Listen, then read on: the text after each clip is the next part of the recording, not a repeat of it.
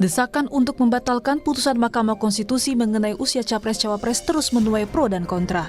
Desakan ini pun berakibat pada status Ketua MK Anwar Usman yang harus diperiksa Majelis Kehormatan karena dinilai syarat kepentingan. Pakar hukum Bivitri Susanti yang bersama Forum Guru Besar ikut menjadi pelapor dugaan pelanggaran etik Hakim MK membantah ada operasi rahasia menjegal Gibran maju Cawapres. Menurut Bivitri, seluruh gugatan berlangsung terbuka.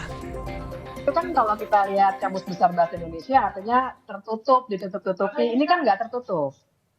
Bahwa ini politis atau tidak, ya silakan dinilai. Tapi perlu juga saya luruskan bahwa kalau dibilang baru sekarang meributkan MK, sebenarnya tidak. Sudah sering sekali kami banyak dalam diskusi, kemudian demonstrasi, bahkan banyak juga mahasiswa yang melakukan demonstrasi terhadap Mahkamah Konstitusi, putusan Undang-Undang Cipta Kerja, putusan Undang-Undang IKN, putusan Undang-Undang Minerba, putusan pimpinan KPK. Bukan hanya kali. Mantan Hakim MK Hamdan Zulfa dalam program Sapa Indonesia Malam menyebut bahwa putusan Majelis Kehormatan Mahkamah Konstitusi tidak dapat membatalkan putusan MK soal batas usia Capres-Cawapres. Hal ini karena peradilan MK berbeda dengan peradilan umum. MK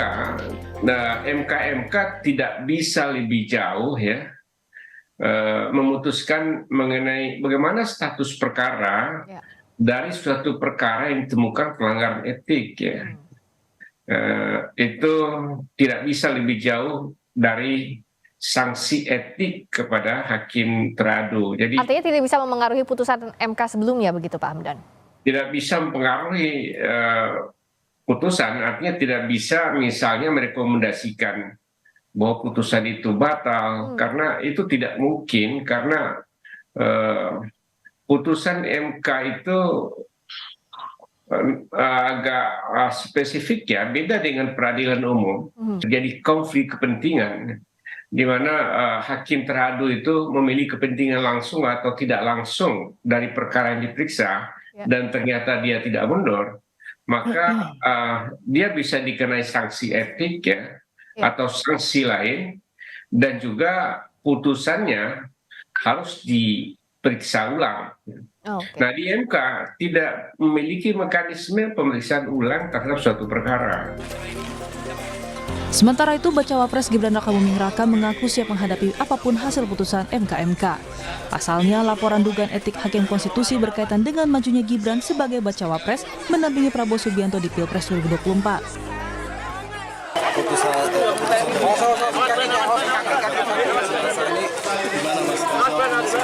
Ya ditunggu aja, Mas ini nggak khawatir mempengaruhi pencalonan jebakan, ya ditunggu aja keputusannya, makasih. Partai Gerindra menyebut ada operasi rahasia untuk menjegal bakal Cawapres Gibran Rakabuming Raka dengan mempersoalkan putusan MK mengenai batas usia Capres dan Cawapres. Gerindra mempertanyakan mengapa putusan MK lainnya tidak dipersoalkan, sementara putusan batas usia Capres dan Cawapres terus dipermasalahkan. Nah, ya itulah yang namanya operasi rahasia. Karena bagaimanapun ada daripada tujuan rahasia yang dalam penjagalan yang dilakukan oleh ini. Kalau kita ini sekarang melihat, kalau kita tarik ke belakang mengenai keputusan MK yang lain, kenapa dengan diskusi-diskusi aja mereka sudah puas. Tetapi kalau seperti ini, sepertinya apapun keputusan MK yang tidak memuaskan, mereka akan mengejar lagi. Jadi saya kira ini kan sesuatu hal yang sebenarnya boleh dikatakan sesuatu yang memang ada tujuan dalam hal ini.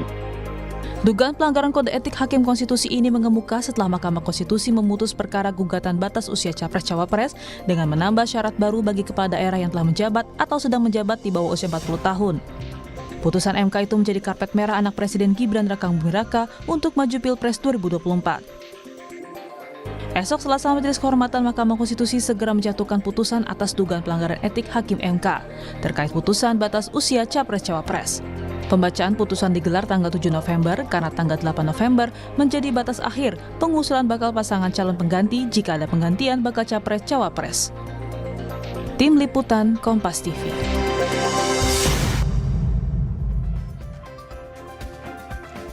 Saudara, pro dan kontra desakan pembatalan putusan MK menyoal usia Capres-Cawapres terus menjadi sorotan. Pasalnya besok Majelis Kehormatan Mahkamah Konstitusi atau MK akan memutus hasil putusan sidang etik pada Ketua MK Anwar Usman soal putusan MK. Lalu bagaimana sebenarnya secara hukum ini bergulir? Lalu apakah ini mengganggu sistem pemilu di tahun ini dan juga apakah benar adanya upaya operasi senyap menjegal majunya Gibran Rakabuming Raka sebagai bakal calon wakil presiden Prabowo Subianto. Kami akan perbincangkan pagi hari ini bersama sejumlah narasumber. Ada pakar hukum tata negara yang juga pelapor dalam kasus ini, Zainal Arifin Mukhtar, lalu Wakil Ketua Umum Partai Gerindra sekaligus tim kampanye nasional Prabowo Gibran Habibur Rahman, dan juga anggota Dewan Pembina Perkumpulan untuk Pemilu dan Demokrasi atau Perludem Titi Anggraini. Selamat pagi Bapak Ibu. Selamat pagi, Assalamualaikum, Pak Titi, Pak Zainal. Ya, saya ke Mas Uceng, ini panggilan akrabnya kalau wartawan manggil Mas Zainal Arifin Mukhtar Mas Uceng gitu ya. Mas Uceng, kita tanpa mendahului putusan MK, tapi Anda sebagai pelapor, bagaimana melihat peluang besok MK akan memutus perkara ini?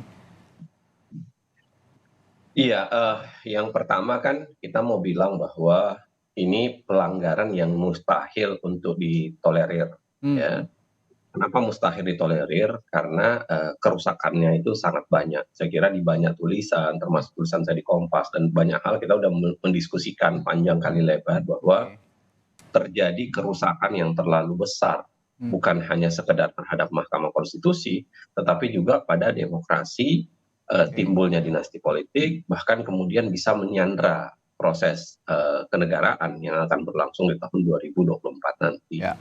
Artinya apa? Ada harus upaya untuk mengembalikan semacam restoratif, ya, untuk menegakkan restoratif justice di wilayah konstitusional, untuk mengembalikan ke keadaan yang tidak, ya, yang kembali serupa, yang kembali semula. Gitu. Maka yang pertama tentu bayangan kita kalau soalan penjatuhan sanksi terhadap Anwar Usman harusnya dengan mudah kita nyatakan bahwa harusnya jatuh. Ya, karena dia melanggar bukan hanya sekedar etis, saya kira melanggar peraturan perundang-undangan.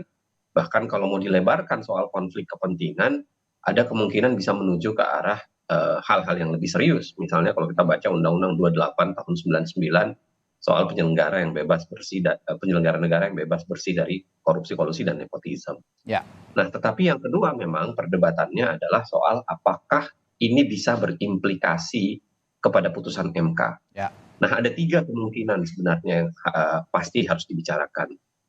Kemungkinan yang pertama adalah penjatuhan sanksi ke Anwar Usman tetap iya, tetapi kemudian apakah bisa berimplikasi, ini belum tentu bisa. Ini berangkat dari bunyi peraturan yang memang apapun dilakukan itu semua lebih banyak bicara pada soal penafsiran. Sama seperti Pak Hamdan Zulfa tadi yang saya dengar menyampaikan itu adalah bagian dari penafsiran. Jadi penafsiran beliau terhadap konteks peraturan perundang-undangan yang mengatakan bahwa itu tidak bisa menuju ke sana. Tapi pada saat yang sama ada juga yang bisa menuju ke sana. Tapi sebagai kemungkinan pertama, kita terima sebagai kemungkinan pertama bahwa ini tidak bisa masuk ke arah putusan, gitu ya. Nah, yang kedua adalah ketika dijatuhkan sanksi terhadap Anwar Usman, tetapi kemudian MK misalnya mengatakan ada hal serius yang berkaitan dengan putusan MK, ya, dan harusnya dilakukan penegakan, perbaikan terhadap putusan MK. Misalnya termasuk meminta kepada hakim MK untuk melakukan pemeriksaan ulang. Nah, mengikuti logika undang-undang kekuasaan kehakiman. Artinya bersidang kembali begitu ya, Bung Uceng ya? Ya, kalau itu dilakukan ada 2 kemungkinannya. Apakah MK akan menyidangkan ulang, ya? Dan ini pasti perdebatannya akan panjang karena dianggap tidak ada lagi final and binding, harusnya tidak ada lakukan pemeriksaan ulang. Atau kemungkinan yang kedua, MK melakukan pemeriksaan ulang karena sudah ada permohonan baru untuk memeriksa pasal 169 lagi. Nah, 169 yang diperiksa bukan undang-undang yang lama, tetapi undang-undang baru buatan Mahkamah Konstitusi. Nah, saya kira ada beberapa permohonan masuk, termasuk yang dilakukan oleh saya dan Mas Denny Indrayana. Ya. Kami kemarin hari Jumat memasukkan permohonan untuk pengujian ulang 169. Ini demi untuk mengatakan menghilangkan kemungkinan orang melakukan perdebatan panjang soal keabsahan pencalonan presiden dan lain sebagainya. Jadi ini harusnya disambut sebagai konteks positif untuk menghilangkan. Dan bisa bayangkan kalau hasil sudah ada tapi terjadi perdebatan. Dan yang ketiga, kemungkinan yang ketiga tentu saja adalah ketika MK memandang ada kesalahan pada Anwar Usman, lalu kemudian itu berimplikasi pada putusan. Karena kalau Anwar Usman tidak ikut dalam proses putusan, maka kemungkinan putusannya kan menjadi lebih konstelatifnya menjadi berbeda. Karena putusannya menjadi 4-sama, dan dalam konteks 4-sama itu kemungkinan beradanya ketua sidang, atau kalau ketua MK tidak ada maka itu beralih kepada wakil ketua, itu menjadi pemenang. Artinya harusnya dissentingnya yang menjadi pemenang. Nah, saya kira kalau yang kemungkinan ketiga ini dilakukan oleh MK, maka itu berimplikasi pada putusan. Nah, ada 3 variabel kemungkinan itu dengan sedikit variasi di kemungkinan keduanya. Tapi saya yakin MK yang terdiri dari orang-orang yang saya kira sangat berkualitas, berintegritas, saya kira akan mengambil mudah-mudahan hal yang terbaik untuk menyelamatkan demokrasi, termasuk menyelamatkan Mahkamah Konstitusi sendiri. Ya, ini juga ada ketentuan di Undang-Undang Kekuasaan Kehakiman ya, kalau saya tidak salah, koreksi kalau saya salah, di pasal 17 ayat 5 dan 6. Ini koreksi atas putusan penting karena banyaknya kejanggalan yang dinilai oleh sejumlah pihak dalam proses terbitnya putusan itu. Nah, saya akan ke Bung Habibur Rahman. Bung Habib, ya partai Anda seragam lah ya, begitu menduga ada operasi senyap dan upaya pencegalan terhadap bakal calon wakil presiden Anda, Gibran Rakabuming Raka. Sejauh ini yang Anda lihat jalannya sidang etik yang berlangsung di Majelis Kehormatan Mahkamah Konstitusi seperti apa? Dan apa yang membuat Anda menduga ada operasi senyap dan upaya pencegalan terhadap Gibran, Bung Habib? Iya, tentu kami mendapatkan informasi, mendapatkan masukan bahwa memang ada yang ingin melakukan pencegalan terhadap pencawapresan Mas Gibran Rakabuming Raka. Kami tidak bisa langsung begitu saja mempercayai, tetapi kami melihat dan memetakan respon masyarakat terhadap putusan Mahkamah Konstitusi. Yang pertama tentu banyak sekali masyarakat yang mensyukuri, yang menerima, yang berterima kasih kepada MK terhadap putusan ini. Karena memberikan kesempatan kepada generasi muda yang berprestasi, pernah terpilih dalam proses pemilu, untuk maju dalam kontestasi yang sangat bergengsi, walaupun belum berusia 40 tahun. Yang kedua, ada bagian masyarakat ya, aktivis ya, elemen kritis yang memang mengkritisi putusan MK tersebut. Ya, tapi yang ketiga ada pihak berkepentingan ya, yang tentu melihat potensi sulitnya mengalahkan Pak Prabowo jika berpasangan dengan Mas Gibran. Nah, kita lihat kenapa gerakannya seperti apa. Ada 2 hal ya. Yang kami kenali ya, yang pertama adalah terkait dengan isu hak angket di DPR ya, di mana suatu hal yang nggak pernah terjadi mungkin di belahan dunia manapun, hak angket ditujukan kepada putusan lembaga peradilan.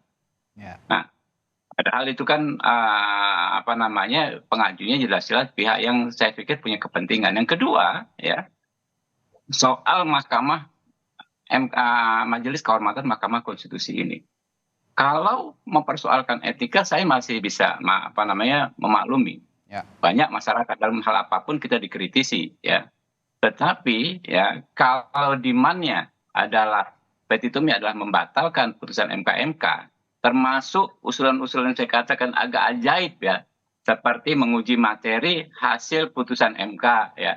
Ini kan jelas bertentangan dengan hal yang amat mendasar yang seharusnya menjadi pengetahuan masyarakat, bahwa pasal 24C itu Mahkamah Konstitusi mengadili pada tingkat pertama dan terakhir ya.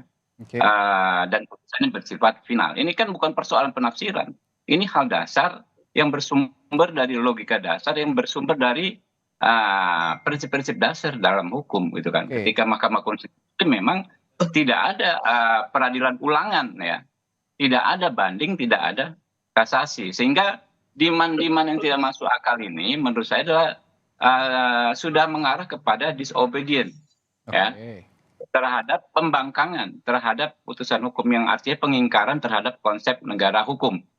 Nah, ini yang menjadi kerisauan kami ya.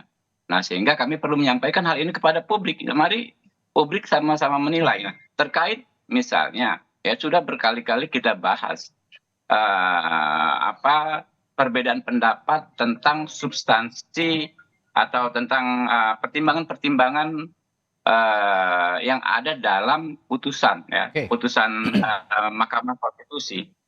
Ya kan kita sudah paham bahwa setiap putusan lembaga peradilan itu harus dianggap benar ketika sudah diputuskan, karena setiap perdebatan pasti ada endingnya. Nah, itulah yang terus sekarang didaur ulang soal open legal policy, soal segala macam. Kalau Anda lihat ya konstruksi permohonan dari semua pemohon yang masuk ke MK, itu aja isinya. Open legal policy, soal perkara yang sudah didaftarkan lalu dicabut. Entar. Ya kan saya belum jawab. Yang soal konflik kepentingan ya. Kemudian soal konflik kepentingan. Konflik kepentingan ini ya, Mahkamah Konstitusi ini sudah berkali-kali memeriksa perkara terkait Mahkamah Konstitusi sendiri. Apakah dengan demikian Hakim Konstitusi semua edisi ya dari pertama sampai terakhir akan dipersoalkan? Begitu juga Hakim Agung Saldi Isra. Hakim Konstitusi Saldi Isra yang pernah memeriksa perkara yang sangat menguntungkan dirinya seorang diri, yaitu pasal peralihan di Undang-Undang 7 tahun 2020 di mana diatur bahwa Hakim Konstitusi yang saat ini menjabat ya dianggap memenuhi syarat, padahal waktu itu dia belum 55 tahun ya, dan terus menjabat sampai umur 70 tahun sehingga ada keuntungan ekstra 5 tahun terhadap Saldi Isra. Ini juga kan nggak pernah dipersoalkan. Apakah Saldi Isra akan dihukum ya secara etik atau tidak? Itu. Nah, yang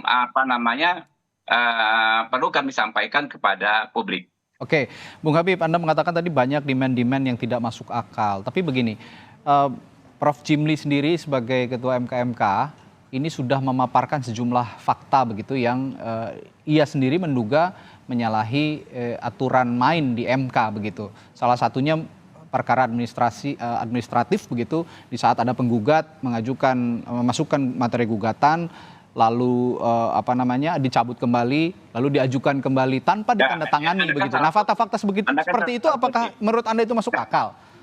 Bukan gini, Anda salah kutip ya. Jadi gini, secara standar saja ini Pak Uceng tahu, Mbak Titi tahu lah, hakim atau pengadil tidak bisa mengomentari sesuatu yang sedang diperiksa ya, dan apalagi mengambil putusan. Jadi belum ada putusan apapun yang Anda dapat dari metode doorstop ya. Doorstop kan itu kan. Lalu Pak Jimli mengatakan dengan spontan dan lisan, itu bukan putusan apapun. Jadi memang bukan putusan, tapi itu kan fakta begitu yang diungkapkan oleh Prof. Jimli. Pernyataan spontan dan lisan itu kan bisa gradasinya jauh di bawah pernyataan resmi ya. Yang kedua ya, tidak benar yang soal pendaftaran yang sudah dimasukkan lalu dicabut lalu dibatalkan pencabutannya, dan setelah itu Pak Jimli juga sudah mengatakan ada pemeriksaan di mana pemohonnya dipanggil dikonfirmasi benar nggak tidak jadi pencabut, sehingga perkara ini terus bergulir. Jadi rekan-rekan juga memang agak sulit soal teknis hukum. Ketika Anda mengutip maka harus lengkap. Pernyataan hari ini ya kan mungkin besoknya sudah ditanggapi, itu ya yang harus lengkap dijadikan rujukan oleh rekan-rekan. Baik. Ini saya akan beranjak ke Mbak Titi. Sebelum ke Mbak Titi, Oke. saya tambahkan sebelumnya. Ya, silakan Bung Uceng. Jadi bentar ya Mbak Titi. Saya kira pelanggarannya nggak sesederhana itu ya. Pelanggarannya nggak sesederhana itu, karena bagaimana mungkin ada permohonan diperbaiki itu masuknya di hari libur, dan proses-proses yang sebenarnya melanggar secara hukum acara. Satu. Yang kedua, kalau dikatakan ada permohonan tidak masuk di akal, mungkin Mas Habibur Rahman tidak membaca Undang-Undang MK dengan baik, Undang-Undang MK dan PMK. Karena di situ diperbolehkan kita untuk menguji ya sesuatu yang sudah diputus MK sepanjang dengan alasan konstitusional yang berbeda. Jadi nggak ada larangan sebenarnya untuk menguji kembali sepanjang kita membawa logika dan batu alas yang berbeda dibanding dengan yang sebelumnya. Jadi itu ya benar, itu betul batu alas, tapi ini bukan novum, gitu, bukan temuan fakta. Kita berbicara soal norma. Jadi jangan dianggap ini seperti novum, ya kan Anda menganggap temuan MK seperti novum. Ya enggak, ini saya harus potong karena nanti Anda kesempatan untuk menyanggah kembali. Silakan Bung Uceng. Oke, silakan. Undang-Undang MK dinyatakan boleh diuji, dan ya bolehnya bukan seperti itu konteksnya. Jadi nggak ada larangan. Enggak, bukan nggak ada larangan. Secara formil nggak ada larangan, tapi secara ini audionya secara ini tidak jelas. Kita kasih kesempatan dulu Bung Uceng sebentar. Silakan Bung Uceng. Ya, jadi di Undang-Undang MK, putusan MK pun kalau sudah diputus itu masih bisa diuji sepanjang digunakan alas uji yang berbeda atau alasan yang berbeda, dan itu diserahkan kepada hakim konstitusi untuk menilainya. Jadi tidak bisa dikatakan sepanjang sudah diputus tidak boleh diuji lagi. Ada kemungkinan untuk diuji. Bahkan saya kira kalau kita masih ingat sistem pemilu serentak yang dulu diperjuangkan akhirnya menjadi serentak sekarang, itu dulu ditolak terus oleh Mahkamah Konstitusi sebelum dilakukan pengujian baru. Jadi saya kira pengujian itu menjadi hal yang lumrah, jangan kemudian dianggap sebagai hal yang mengada-ada gitu ya. Karena itu memang diperbolehkan secara undang-undang MK maupun di peraturan Mahkamah Konstitusi. Ya, saya nanggapi ya. Oke, sedikit ya, nanti saya kasih kesempatan Mbak Titi belum ngomong loh. Silakan Bung Habib. Nah, iya, saya menanggapi. Silakan. Jadi apa yang disampaikan oleh Bung Uceng, saya paham banget, khatam juga hal seperti itu. Jadi setiap undang-undang itu bisa berkali-kali diajukan uji materi dengan batu uji yang berbeda, ya, dengan karakteristik permohonan yang berbeda. Iya. Tetapi ya ini bukan semacam peradilan ulangan, bukan semacam novum. Misalnya hasil MK akan dijadikan ya dasar untuk mengajukan kembali permohonan uji materi. Itu kan logika novum. Ya. Nah ini nggak bisa gitu loh. Itu yang nggak pas. Tapi kalau di suatu saat misalnya dalam kondisi perkembangan dan dinamika di masyarakat, ya ada yang namanya living constitution memang, gitu loh. Ada pertimbangan-pertimbangan lain, ada batu uji lain, ya diajukan permohonan, ya silakan saja. Tapi bukan seperti ini. Secara formil benar apa yang disampaikan oleh saudara Uceng, tetapi secara substansi tidak bisa putusan MK itu dijadikan semacam novum untuk mengajukan permohonan baru. Ini akan sangat-sangat bertentangan dengan konsep bahwa MK itu peradilan tingkat pertama dan terakhir, bukan peradilan ulangan sebagaimana tidak ada istilah peradilan ulangan sebagaimana di Pasal 24C. Gitu. Ini yang punya kewenangan nanti sebenarnya untuk bisa menilai begitu apakah ini bisa memerintahkan MK untuk bersidang ulang atau tidak. Mana bisa, nggak bisa. Ya, nggak. Begini, itu kan sebenarnya kewenangannya ada semua di MK. Bung Habib bisa bilang nggak bisa, tapi nggak bisa. MK nggak bisa memerintahkan untuk memeriksa ulang. Itu yang saya harus tegaskan. Iya, tapi di Undang-Undang Kehakiman itu ada, Bung Habib. MK nggak bisa memerintahkan untuk memeriksa ulang. Pasti sepakat Pak Uceng. Gitu. Oke, saya kasih kesempatan dulu untuk Mbak Titi. Ini di luar, ya ini sekarang kita lihat sendiri ya, Bung Habib dengan Bung Uceng ini kan sebagai pelapor dan juga yang punya kepentingan sebagai pengusung bakal cawapres Gibran Rakabuming Raka, ini saling berdebat begitu dan begitu riuhnya. Nah, Mbak Titi, Anda melihat fenomena seperti ini, menurut Anda apakah ini sengketa pilpres di saat pilpresnya sendiri belum dimulai? Iya. Ini memang ekses dari adanya kewenangan Mahkamah Konstitusi untuk melakukan judicial review ya. Dan ini adalah fenomena yang bisa dikatakan dalam derajat berbeda tentu saja selalu dari pemilu ke pemilu itu terjadi. Jadi ini respon dalam banyak hal. Misalnya bisa saja partai politik di parlemen ataupun non-parlemen tidak puas dengan norma di dalam undang-undang pemilu, lalu kemudian ingin mencari jawaban atas keadilan pengaturan itu di Mahkamah Konstitusi. Oleh karena itu di banyak negara pengadilan menerapkan batas-batas yang sangat tegas. Sejauh mana mereka bisa memutus sesuatu yang bisa berdampak pada pengaturan pemilu. Karena pengaturan pemilu itu bukan hanya diubah dan dilaksanakan, tetapi juga dia harus memperhitungkan bagaimana pandangan masyarakat terhadap putusan pengadilan. Akan sangat berbahaya sekali kalau masyarakat menganggap putusan pengadilan itu punya agenda politik. Selain itu juga penyelenggara pemilu dan pemilih harus diberikan kesempatan yang memadai untuk mampu melaksanakan suatu putusan pengadilan. Di Amerika Serikat misalnya, itu pengadilan itu punya kemampuan untuk, bukan kemampuan ya, tetapi rambu untuk menahan diri. Mereka menyebutnya dengan Purcell Principle. Jadi kalau sudah mendekati tahapan, pengadilan itu ketika mengabulkan sekalipun, itu tidak langsung serta-merta memberlakukan. Jadi diberlakukan di pemilu berikutnya. Karena kepercayaan publik terhadap penyelenggaraan pemilu dan juga independensi peradilan supaya tidak dipolitisasi, itu sangat penting penting begitu.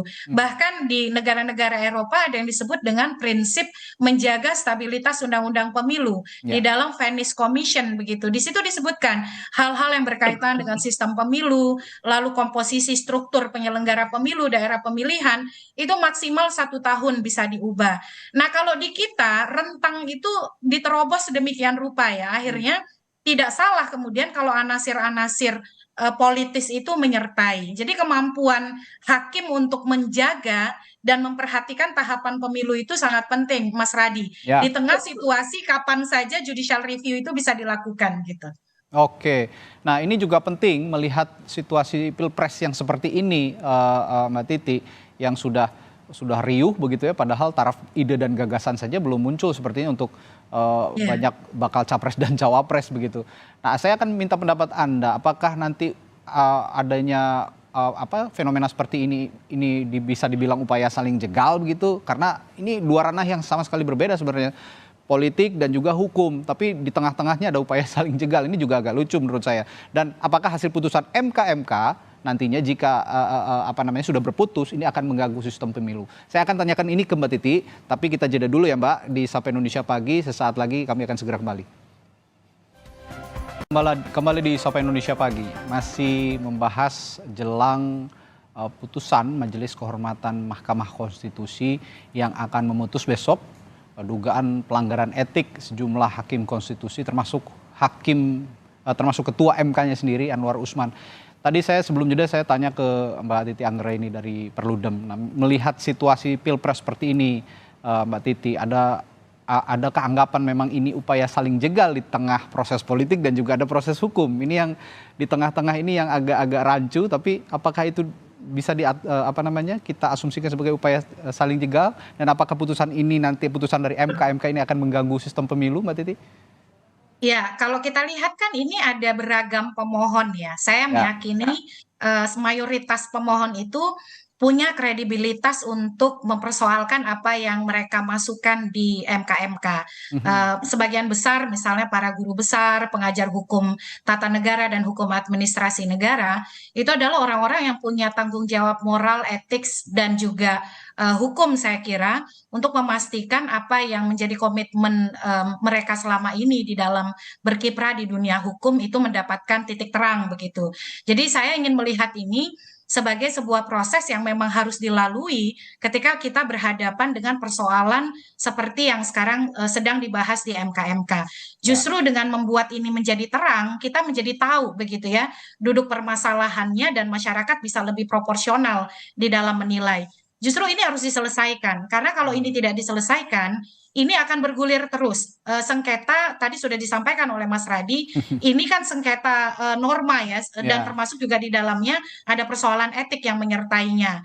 Dan kemudian di ujung itu masih ada perselisihan hasil pemilu. Betul. Bukan tidak mungkin kalau ini tidak secara terus-menerus kita carikan jawaban, ini akan terus terbawa begitu, dan ini akan menjadi narasi yang mewarnai pemilu kita. Ke depan ini memang harus ada perubahan undang-undang pemilu, terutama mengatur soal prinsip-prinsip menjaga stabilitas aturan main tanpa mengurangi kemudian hak konstitusional warga negara untuk dipilih ataupun memilih begitu. Tetapi ingat, pemilu itu adalah rangkaian dari bangunan proses yang itu harus berkepastian, karena prosedurnya itu harus terukur. Kalau prosedur kemudian bisa berubah tanpa parameter yang jelas, ini kita bisa kemudian mendapatkan kompetisi yang justru tidak adil begitu. Karena pemilu demokratis itu adalah prosedurnya harus terukur, tapi hasilnya tidak bisa diprediksi secara presisi. Nah, ini kita di dalam beberapa pemilu terakhir berhadapan dengan situasi prosedur pemilu yang justru menimbulkan ketidakpastian, lalu kemudian diskursus, spekulasi, kontroversi, akhirnya menjauhkan kita dari narasi, gagasan, dan program. Orang tuh jarang sekali, Mas Radi, kita selalu ingat ya ngomongin pemilu legislatif. Selalu yang dibicarakan soal apa yang terjadi di pemilu presiden. Ini yang juga bisa melemahkan, ya saya kira, sistem pemerintahan kita dalam upaya mendapatkan parlemen yang kuat juga untuk mengimbangi presiden yang juga sama baiknya begitu. Jadi kita juga tidak bisa melihat mana kualitas parlemen yang benar-benar bisa diandalkan oleh rakyatnya begitu ya, oleh perwakilannya. Kan parlemen sendiri merupakan wakil rakyat, tapi kita dialihkan atau terdistraksi dengan masalah-masalah yang ada di Pilpres. Nah, tadi juga saya punya kekhawatiran juga bahwa narasi pemilu kita ini kalau memang ini tidak selesai di sini, ini akan terus dibawa dalam proses kampanye, ada negatif campaign dan sebagainya. Saya akan ke Bung Uceng. Bung Uceng, Anda sebagai pelapor, tadi juga Bung Habib mengatakan bahwa ada dugaan penjegalan lah begitu ya, upaya operasi senyap. Apa ada intensi seperti itu? Ada intensi seperti itu dari Anda sesungguhnya? Yang pertama, saya bukan pelapor. Saya tidak pernah melaporkan ke MK. Jadi keliru ya kalau dianggap saya pelapor. Yang kedua, saya melakukan permohonan baru. Uji materi baru ya, mohon maaf, saya koreksi. Jadi dua hal yang berbeda. Nah, permohonan itu sebenarnya untuk menyelesaikan kisruh.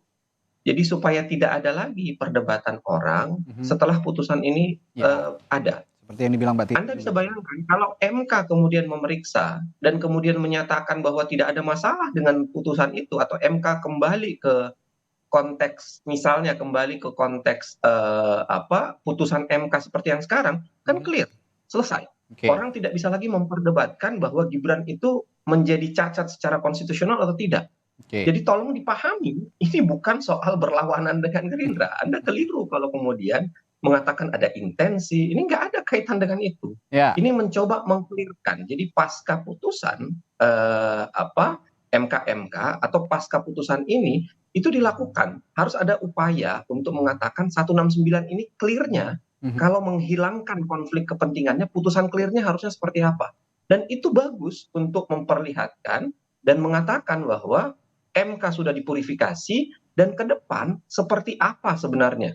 Jadi tidak ada lagi orang perdebatan soal ini calon kandidat yang inkonstitusional atau cawapres yang bukan itu mau diselesaikan satu. Yang kedua adalah begini, semuanya tentu adalah penafsiran karena undang-undang tidak memberikan penjelasan dengan detail. Makanya saya bilang tadi, kalau pasca putusan MK lalu kemudian di situ ada kemungkinan untuk memerintahkan pemeriksaan ulang, karena begitulah bunyi Undang-Undang Kekuasaan Kehakiman. Nah, paling tidak permohonan ini bisa menyelamatkan itu dengan mengatakan tidak perlu MK yang perintahkan, MK bisa melakukan pengujian karena adanya permohonan ini. Bahkan kalau MK tidak perintahkan apa-apapun, ya kan MK sekarang tetap bisa menguji permohonan ini dan menyelesaikan sebenarnya perdebatan yang kita lakukan ini, supaya tidak ada lagi orang mengatakan bahwa ini putusan yang diambil dengan konflik kepentingan dan bisa mengakibatkan inkonstitusionalitas atau cacat terhadap salah satu calon presiden. Oke, ini clear berarti ya. Ini intensinya tidak ke sana Bung Habib, tapi untuk justru agar Gibran ini kalaupun nanti disahkan menjadi benar-benar bakal. Saya salah tanggapi biar nggak habis waktu. Ya, silakan. Jadi ada azas res judicata pro veritate habetur. Ya, setiap putusan pengadilan harus dianggap benar. Kalau kita baca tulisan buku Pak Sudikno Mertokusumo, putusan pengadilan itu macam-macam. Ada putusan pengadilan yang berdasarkan keterangan palsu sekalipun. Ada putusan pengadilan di mana dalam prosesnya hakimnya terbukti tipikor. Tapi apakah putusan pengadilan tersebut bisa diuji berdasarkan fakta tersebut? Tidak bisa. Tidak bisa dipersoalkan. Makanya begitu sudah ada putusan, maka itulah akhir dari segala perdebatan. Bukan membuka perdebatan baru lagi. Kapan selesainya? Gitu kan. Nggak akan selesai. Setiap perdebatan terhadap sesuatu hal yang ada di proses hukum diakhirinya dengan putusan pengadilan tersebut. Nah, itu yang saya katakan bahwa ketika macam-macam cara dilakukan, kami ini merasa ada yang ingin menjegal, gitu kan. Coba ya. Kalau kata jegal, saling jegal nggak pas, Pak. Ini kami merasa dijegal. Kenapa? Dikabulkannya permohonan anak muda yang lalu diputuskan anak muda yang berprestasi pernah terpilih sebagai sebagai pejabat yang dipilih melalui pemilihan umum, itu kan tidak merugikan siapapun di luar anak-anak muda itu juga sebetulnya. Apakah orang yang lebih tua menjadi dirugikan atau dirampas hak konstitusionalnya? Tidak. Yang lain tetap bisa maju kok dalam kontestasi pilpres, gitu kan. Jadi ini bukan sengketa hak, gitu. Jadi tidak ada yang dirugikan dengan dikabulkannya permohonan tersebut. Sehingga kalau dikatakan pengajuan permohonan tersebut sebagai bagian dari saling jegal, saya nggak pas. Saya nggak sepakat. De facto dalam kasus ini, ya kan, memang bukan Pak Uceng. Ya, saya yakin Pak Uceng saya sangat kenal kredibilitasnya, ya, walaupun kita berbeda pendapat, bukan bagian yang mengorkestrasi untuk menjegal. Ya, Mbak Titi juga saya kenal, bukan kali ini saja kita bertemu dan berdebat, kita udah belasan tahun bertemu dan berdebat. Saya tahu betul mereka ini orang-orang yang integritasnya nggak perlu dipertanyakan. Tetapi saya penting juga, saya merasa perlu juga mengedukasi masyarakat soal prinsip-prinsip dasar tersebut, soal prinsip res judicata tersebut, ya, bahwa memang nggak ada celah lagi ketika sudah diputus, ya sudah, terkecuali beberapa saat kemudian nanti ketika sudah ada dinamika baru, ketika terjadi fenomena yang namanya perubahan dalam living constitution. Jadi hakim konstitusi bisa memutus berdasarkan living constitution, ya. Konsep living constitution, konstitusi yang hidup di masyarakat. Bisa dengan pertimbangan norma, bukan pertimbangan fakta. Nah, kalau yang terjadi di MK ya, di analisa CCTV dan lain sebagainya, itu kan fakta, bukan norma. Nah, kalau norma, ya kan, kemudian sudah terjadi perkembangan di masyarakat dan lain sebagainya, karena itu pasal sekian sudah tidak pas lagi diterapkan, ya silahkan gitu loh. Jadi logika hukumnya menurut saya nggak masuk kalau kita justru buka perdebatan baru. Yang ada sekarang pilihannya bagi kita, ya, ini diajarkan oleh dosen-dosen kita di tingkat-tingkat dasar. Kalau ada putusan pengadilan, ya kita siap gerak, hormat gerak, kita laksanakan. Tidak ada cara lain. Nah, ini perbedaan pendapat saya dengan Bang Uceng, ya. Ya, nggak ada masalah, tapi mohon maaf, saya tidak pernah ya menuduh teman-teman ya, akademisi dan lain sebagainya bagian dari atau proksi dari orang yang ingin menjegal kami. Yang menjegal itu yang lain. Siapa yang Anda menjegal? Ini kita clearkan juga ini barang-barang Bung Habib. Yang Anda anggap menjegalnya siapa jadinya? Yang menjegal itu ya kan tentu orang yang membabi buta, memasukkan argumentasi lewat angket, ya, terhadap proses lembaga politik, yudikatif ya, di parlemen. Ini kan lucu sekali, nggak pernah. Kemarin saya dengar juga ada juga yang ingin mengajukan uji formil terhadap putusan MK. Ini kan semakin nggak masuk akal gitu loh. Nah, yang begini-begini adalah memang saya melihat ini orang sudah kehabisan peluru gitu loh. Apa rugi ya secara konstitusional, secara de facto kalau anak muda bisa maju, kalau Gibran bisa maju, apa ruginya bagi mereka? Nggak mengganggu perut mereka, nggak mengganggu kepentingan hukum mereka, gitu loh. Ya silahkan saja kalau mereka siap berkontestasi, gitu kan. Nggak ada masalah gitu loh. Ya, oke, saya kembali ke Bung Uceng. Bung Uceng, ada respon soal ini, silakan. Iya, sebenarnya tentu berbeda ya. Saya mengajarkan di ruang kelas, kira-kira misalnya ada sebuah putusan pengadilan tentu harus dihormati.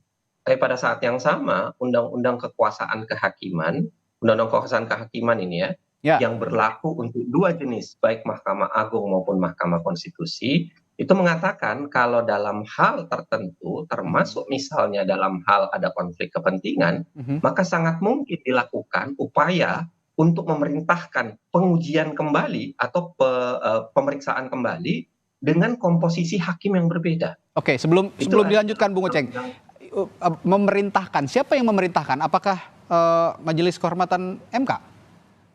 Nah, itu yang menarik, itu yang menjadi penafsiran, saya kira. Kalau dalam konteks Mahkamah Agung jelas relatif lebih mudah karena Mahkamah Agung bisa memerintahkan. Kalau di Mahkamah Konstitusi ini menjadi perdebatan. Mana? Makanya itu yang saya bilang tadi ada dua pilihannya. Kalau MK memerintahkan bisa dilakukan pengujian.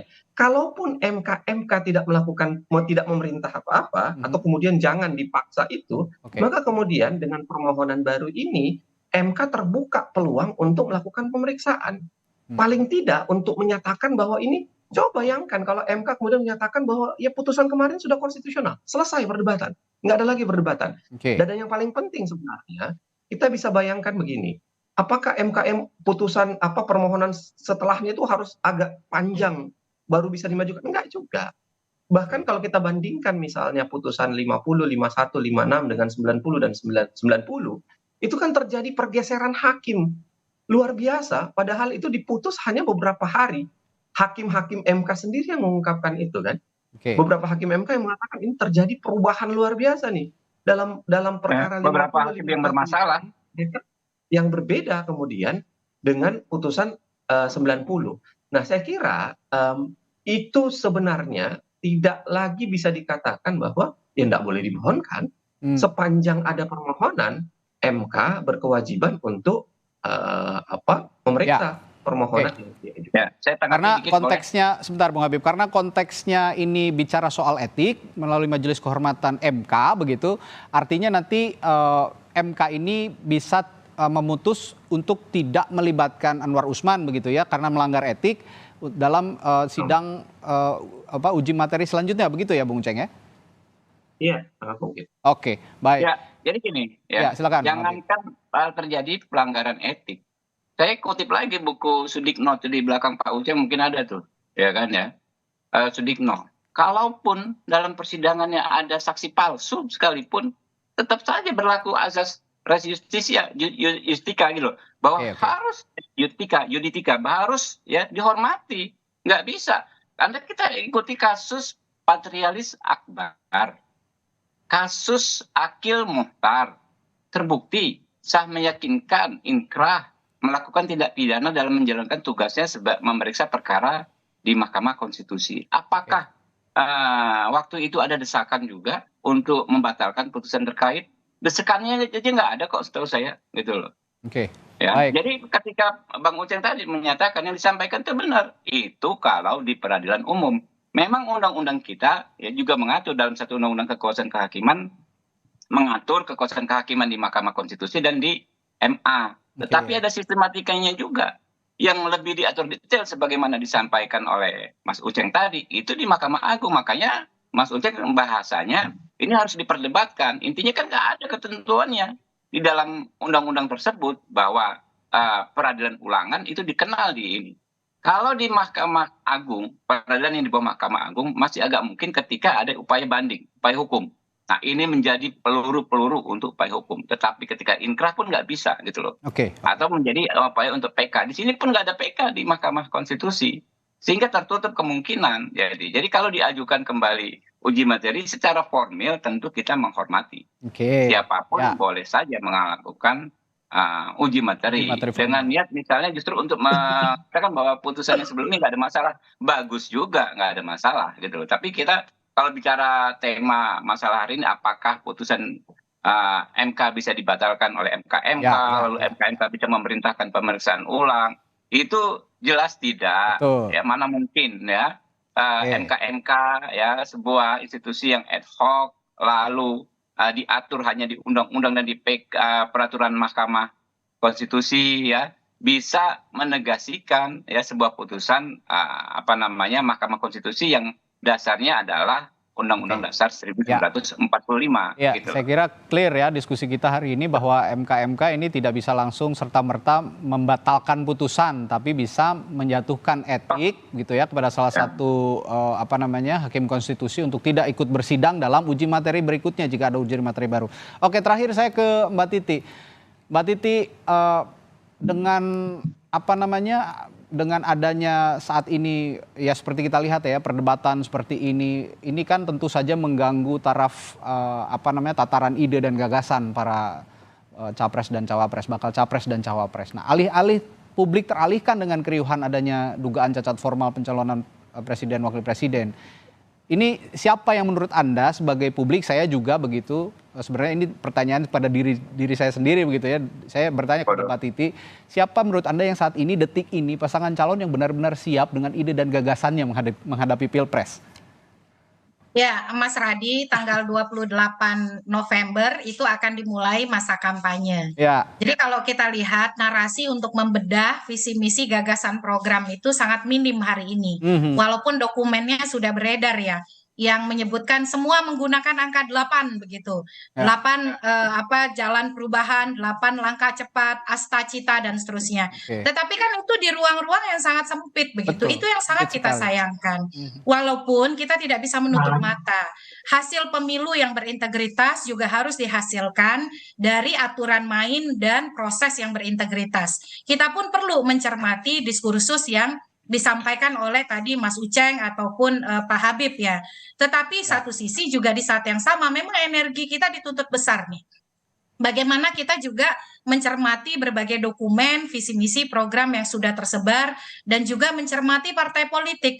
Kekhawatiran saya adalah kita kemudian tidak punya cukup energi, cukup ruang untuk membahas visi misi gagasan, mencermati rekam jejak, dan juga memberikan atensi pada pemilu legislatif. Nah, inilah yang harus kita selalu ingatkan begitu. Tetapi di saat yang sama, membahas yang kita diskusikan juga penting. Tinggal kemudian soal bagaimana kita mengatur ini semua menjadi orkestrasi yang nanti 2024 itu ketika sampai di bilik suara, siapapun yang ada di surat suara itu dipastikan hadir dari aturan main yang adil.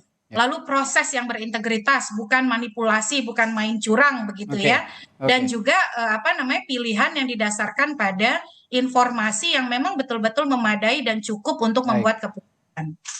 Baik, kita dalam konteks ini kita juga terus mengamati mana bakal capres dan cawapres yang benar-benar sesuai dengan pilihan kita, tapi di sisi lain juga ada proses yang berlangsung di Majelis Kehormatan Mahkamah Konstitusi. Kalau saya boleh mengutip filsuf Santo Agustinus yang membelah negara dalam 2 skema ya, yaitu civitas Dei, negara Tuhan, dan civitas terrena. Nah, kita harap MK ini sebagai representasi publik begitu ya, representasi civitas Dei, mewakili Tuhan begitu di bumi, sebab itu posisinya sangat suprim.